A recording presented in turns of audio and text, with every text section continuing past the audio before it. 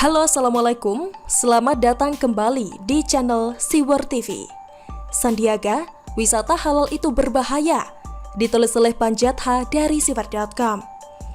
Menparekraf Sandiaga Uno tak lama setelah dilantik Jokowi langsung melontarkan ide yang sebenarnya usang. Tapi mungkin daripada diam saja karena tidak punya ide baru, ide yang kontroversial itu pun diucapkan juga. Intinya mantan cawapres ini hendak menggulirkan lagi wisata halal.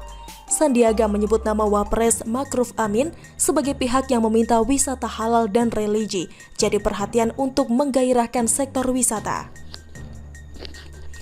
Wisata halal dan religi bagus-bagus saja sebenarnya, asal tahu penempatan atau kawasan yang tepat. Tapi kalau sebaliknya sampai mengusik kawasan-kawasan yang tidak sesuai peruntukan, alamat hancurlah negeri ini. Wajar jika Wapres Ma'ruf yang adalah ulama besar memprioritaskan hal-hal yang berbau agama atau syariah. Soal pengembangan dunia wisata, beliau tentu menginginkan yang bercorak religi dan halal. Sekarang terserah Sandiaga bagaimana dia menerjemahkan usul dari mantan rivalnya di Pilpres 2019 lalu itu. Indonesia luas dan kaya warna, bukan hanya alamnya yang indah permai, banyak lokasi yang memikat untuk dikunjungi. Masyarakat dari Sabang sampai Merauke, beragam etnik, budaya, bahasa, dan tradisi yang sangat layak dijual sebagai destinasi wisata. Bukan perkara gampang memang, dibutuhkan seorang manajer handal dan jenius untuk mengelolanya. Dalam reshuffle terbaru ini, Presiden mempercayakan posisi itu kepada Sandiaga Uno, seorang pengusaha muda kelas atas, dan bahkan pernah jadi Wakil Gubernur DKI Jakarta.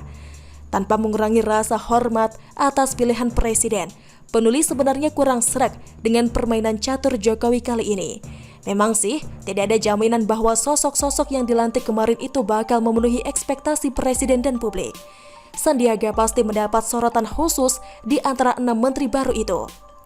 Jika semua sosok yang dilantik Jokowi itu terbilang relatif sukses di bidang masing-masing, sebaliknya dengan jejak Sandiaga yang di masa Pilkada DKI 2017 dan masa wagubnya kondang dengan oke-oce.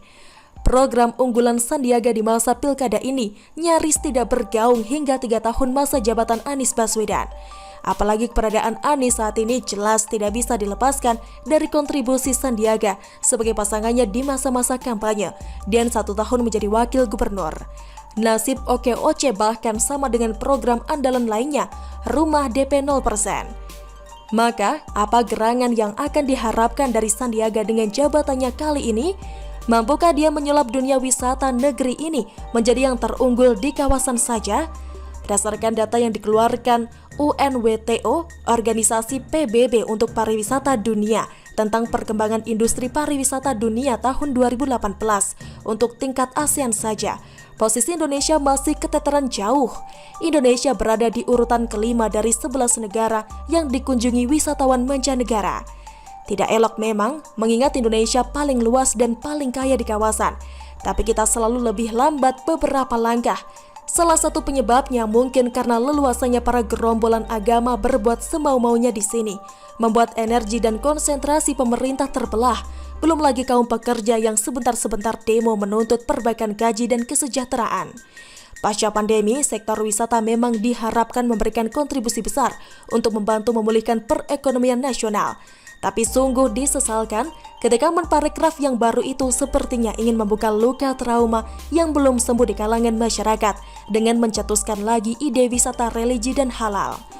Bukan rahasia jika sudah menyangkut wisata religi dan halal yang disasar adalah wisatawan muslim. Katanya kalau wisata Indonesia sudah halal dan ramah bagi dunia Islam, maka wisatawan dari Timur Tengah dan negara muslim lainnya akan berduyun-duyun datang ke sini. Ini tentu tak lebih dari statement yang didasari sentimen keagamaan saja. Apalagi kemudian yang lebih diproyeksikan menjadi wisata halal justru Bali dan Danau Toba. Kedua kawasan wisata ini memang bukan Islami bila dipandang dari komposisi masyarakat yang mayoritas non-muslim. Bila kedua daerah ini dijadikan wisata halal, religi dan ramah untuk muslim, maka hal yang pertama dilakukan adalah melenyapkan segala sesuatu yang tidak halal bagi muslim.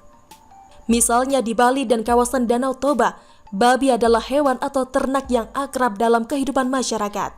Di masyarakat Toba saja, daging babi itu bukan macam sekedar makanan yang lezat dan tradisional sejak ribuan tahun silam.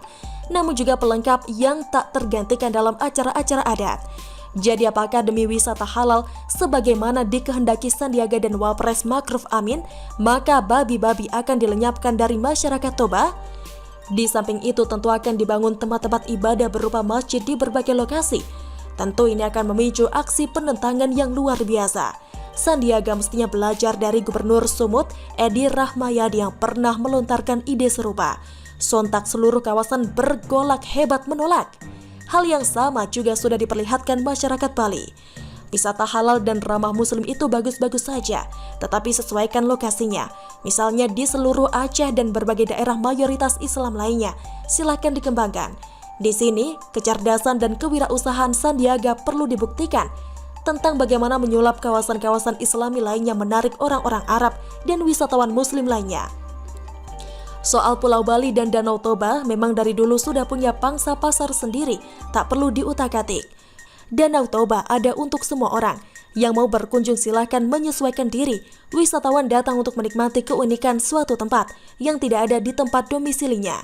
Menparekraf, silakan jaring wisatawan mancanegara sebanyak-banyaknya, tapi jangan usik ketenangan masyarakat. Bagaimana menurut Anda? Silahkan tulis komentar di kolom komentar. Jangan lupa untuk like, subscribe, dan share. Siwar TV pamit, sampai jumpa. Wassalamualaikum warahmatullahi wabarakatuh.